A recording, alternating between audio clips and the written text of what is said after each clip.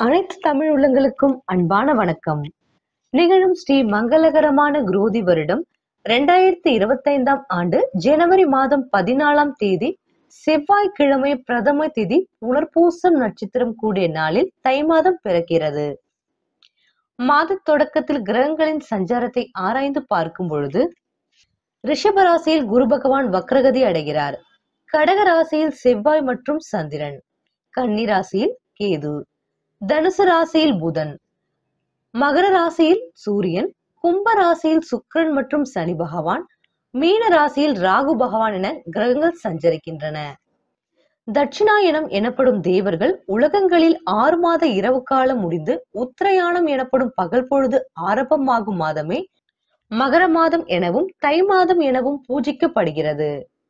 தட்சிணாயனம் காலத்தில் மோட்சம் எனப்படும் தேவர்களின் சொர்க்க உலகம், பிரம்ம தேவரின் சத்திய உலகம், பகவான் ஸ்ரீமத் நாராயணன் எழுந்தருளியிருக்கும் ஸ்ரீ வைகுண்டம், ஸ்ரீ பார்வதி பரமேஸ்வரனின் திருக்கைலாயம், கந்தவர்களின் உலகம் ஆகியவற்றுக்கு இரவு நேரமாகும். 6 மாத இரவு காலம் முடிந்து பகல் ஆரம்பமாகும் தினமே தை மாதம் பிறப்பாகும். இதனையே உத்தராயண புண்ணிய காலம் எனவும் மகர சங்கராந்தி எனவும் பூஜிக்கிறோம். நமக்கு ஆரோக்கியத்தையும் ஏராளமான பல நன்மைகளையும் அள்ளித்தள்ளும் சூரிய பகவானையும் பொங்கல் தினத்தன்று பூஜித்து வருகிறோம். மகத்தான தெய்வீக பெருமை பெற்ற இந்த தை மாதத்தில் கொண்டாடப்படும் முக்கிய தினங்களை இனி பார்ப்போம். தை 1 14/1/2025 பொங்கல் பண்டிகை. தை மாதம் 2 15/1/2025 மாட்டு பொங்கல். மாட்டு பொங்கல் என்றால் என்ன? பசுக்களையும் கன்றுகளையும் காளைகளையும் நீராட்டி அலங்கரித்து பூஜிக்க வேண்டிய புண்ணிய தினம். தை 3 16/1/2025 காணும் பொங்கல். பெரியோர்கள் உறவினர்கள் ஆகியோர்களின் ஆசீர்வாதங்களை பெறுதல். தை 5 செவ்வாய் மிதுன ராசிக்கு பெயர்ச்சியாகிறார். தை 6 புதன் மகர ராசிக்கு பெயர்ச்சியாகிறார். தை 15 சுக்கிர பகவான் மீன ராசிக்கு பெயர்ச்சியாகிறார். தை 23 புதன் கும்பராசிக்கு பெயர்ச்சியாகிறார். இந்த கிரகங்களின் சஞ்சாரம் மற்றும் மாற்றத்தினால் உங்களுக்கு என்ன பலன்கள் கிடைக்க போகிறது, நீங்கள் செய்ய வேண்டிய பரிகாரங்கள் என்னவென்று பார்க்கலாம். கன்னிராசி அன்பர்களை தை மாத ராசி பலன்களை பார்க்கலாம். தொழிலில் உடல் உழைப்பை கூட்டுவீர்கள். மன உளைச்சல் குழப்பங்களில் இருந்து விடுபடுவீர்கள். பக்குவமாக பேசி காரியங்களை கச்சிதமாக முடித்து விடுவீர்கள். தெளிவுடனும் தைரியத்துடனும் செயலாற்றுவீர்கள். குடும்பத்தில் மழலை பாக்கியம் உண்டாகும். குலதெய்வ பிரார்த்தனைகளையும் வேண்டுதல்களையும் நிறைவேற்றுவீர்கள். உதாசீனப்படுத்தியவர்கள் நட்புடன் பழகத் தொடங்குவார்கள். கூடா நட்பால் பாதை மாறி சென்ற பிள்ளைகள் பாசமுடன் பழகத் தொடங்குவார்கள். அவர்கள் உங்கள் அறிவுரைகளை ஏற்றுக்கொள்வார்கள். வசிக்கும் வீட்டை மாற்றுவீர்கள். வருமானம் படிப்படியாக உயரும். பணப்புழக்கமும் அதிகரிக்கும். குழந்தைகளை அவர்கள் விருப்பப்படி மேற்படிப்புக்கு படிக்க வெளியூருக்கோ அல்லது வெளிநாட்டுக்கோ அனுப்பி வைப்பீர்கள். கடன்களை அடைத்து விடுவீர்கள். குழந்தைகளின் திருமணமும் கைகூடும். வயிற்று உபாதைகளில் பாதிக்கப்பட்டிருந்தவர்கள் விடுபட்டு விடுவீர்கள். உடல் ஆரோக்கியம் மேம்பட யோகா செய்வீர்கள். தாய் வழி உறவினர்களுடன் இருந்த மனக்கசப்புகள் நீங்கும். பூர்வீக சொத்து கைக்கு வந்து சேரும். வம்பு வழக்குகளும் சாதகமாக முடியும். சமுதாயத்தில் உயர்ந்தோர் நட்பாகி அவர்களால் புதிய பொறுப்புகளும் கிடைக்கும். புதிய வீடு நிலங்களை வாங்க முயற்சி எடுப்பீர்கள். உடன் பிறந்தவர்களால் உதவிகள் கிடைக்கும். புதிய வாகனங்களை கவனமாக பராமரிப்பீர்கள். திடீர் பணவரவு யோகம் உண்டாகும். மனதுக்கினிய பயணங்களை மேற்கொள்வீர்கள். சில முக்கிய விஷயங்களில் சிறு அலைச்சல்கள் ஏற்பட்டாலும் முடிவு வெற்றியாகவே அமையும். முடிவுகளையும் தைரியமாக எடுப்பீர்கள். வெளிவட்டாரத்தில் புகழ் கௌரவம் கூடும். போட்டிகளையும் சமாளிப்பீர்கள்.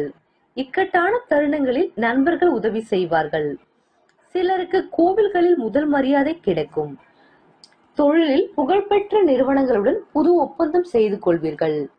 எதிர்கால லாபத்தை பெற்று விடுவீர்கள். உங்களுக்கு கீழ் வேலை பார்ப்போர்களும் ஆதரவாக இருப்பார்கள். பெற்றோருடன் இணக்கமாக பழகுவீர்கள். அவர்களுக்கும் மருத்துவ செலவுகள் என்று பெரிதாக ஏற்படாது. ரகசியங்களை எவரிடமும் பகிர்ந்து கொள்ள வேண்டாம். இடம் பொருள் அறிந்து பேசுவீர்கள். உத்தியோகஸ்தர்களின் திறமைகளை மேலதிகாரிகள் பாராட்டுவார்கள். இருப்பினும் சக ஊழியர்கள் அனுசரணையாக இருக்க மாட்டார்கள். அதனால் அவர்களிடம் எச்சரிக்கையாகவும் கவனமாகவும் இருக்கவும். அலுவலக விஷயங்களை எவரிடமும் பகிர்ந்து கொள்ள வேண்டாம். உங்கள் செயல்களை செய்யவன செய்து உங்கள் செயல்களை சிறப்பாக செய்து முடிப்பீர்கள். அலுவலக ரீதியான பயணங்களிலும் வெற்றி பெறுவீர்கள். வியாபாரிகள் வாடிக்கையாளரிடம் நிதானமாக பேசுவீர்கள்.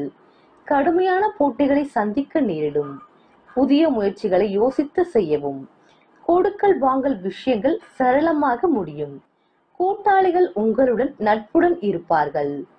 விவசாயிகளுக்கு எதிர்பார்த்த விளைச்சல் கிடைக்க தாமதமாகும். அதிக நீர் வளத்தால் பயிர்கள் பாதிக்கப்படும் சூழ்நிலை உருவாகும். பயிர்களை காப்பீடு செய்வது அவசியமாகும். குடும்பத்தில் சுப செலவுகள் உண்டாகும். புதிய நிலங்களை வாங்கும் போது வில்லங்கங்களை பார்த்து வாங்கவும். அரசியல்வாதிகள் வீண் அலைச்சலையும் மன அமைதியின்மையும் சந்திப்பீர்கள். எதிர்கட்சியினர் நீங்கள் செய்யும் தவறுகளையும் கவனித்துக் கொண்டிருப்பார்கள்.